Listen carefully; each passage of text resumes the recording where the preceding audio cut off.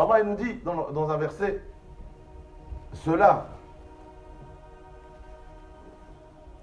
qui préfèrent, ceux-là, pourquoi ils sont amoureux de tout ce qu'il y a de la vie ici-bas? Pourquoi leur seul désir c'est les choses ici-bas? Pourquoi ils ne désirent pas le paradis? Pourquoi ils ne désirent pas le Firdaus?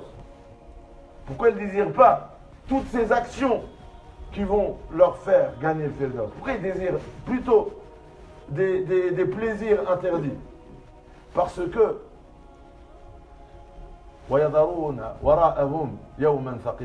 parce que ce jour qui est le jour du jugement, c'est un jour lourd en termes de conséquences, il est derrière leur dos.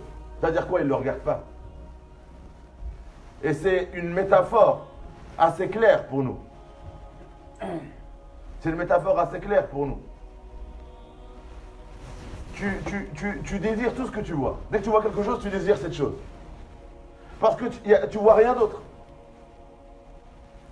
Parce qu'il est où? Il est où le jour du jugement? Il n'est pas devant tes yeux, il est derrière ton dos. Il est où le jour du jugement? Est-ce que tu le gardes à l'esprit? Est-ce que tu l'as toujours à l'esprit? Quand tu fais quelque chose, tout ce que tu fais, tu as le jour du jugement devant toi, tout ce que je fais c'est pour ce jour. Il n'est pas derrière moi, il est devant moi.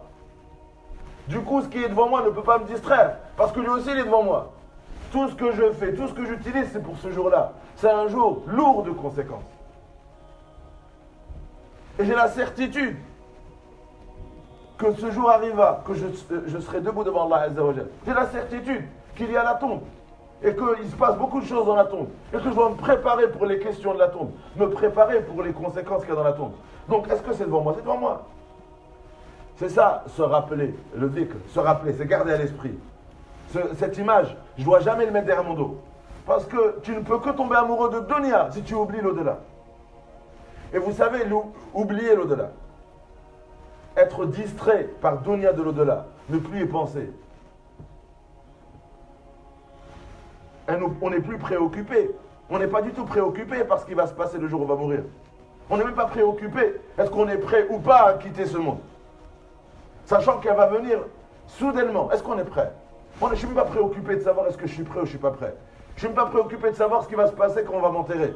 Je ne suis même pas préoccupé de savoir quand je serai ressuscité devant Allah Azza wa Jal et je serai tenu debout devant lui pour rendre compte. Je ne suis même pas préoccupé de qu'est-ce que je vais pouvoir répondre ou pas. Ça, c'est mon dernier souci.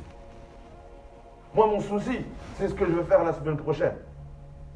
C'est les projets que j'ai dans un mois. Moi, la seule chose qui me préoccupe, qu'il y a dans ma tête 24 heures sur 24, c'est les projets que j'ai ici. L'au-delà n'est pas un projet et ça ne me préoccupe pas. C'est ça, garder l'au-delà derrière son dos. C'est ne pas la regarder, c'est l'oublier, être distrait. Résultat, tu vis comme quelqu'un qui ne croit pas en l'au-delà. Il n'y a aucune différence entre toi et quelqu'un qui ne croit pas en l'au-delà. Celui qui ne croit pas en l'au-delà, il n'est pas préoccupé par ce qui se passe après la mort. Il fait ce qu'il veut. Toi, même si tu y crois, si ça ne te préoccupe pas, tu vis comme lui. Tu y crois, mais tu n'y penses jamais. Tu peux passer toute une journée sans y penser à ta mort. Sans y penser au jour où tu seras debout devant Allah Azza wa Jal. Tu n'y penses pas. Du coup, tu tomberas amoureux de ce bas monde. Et ça sera lourd de conséquences.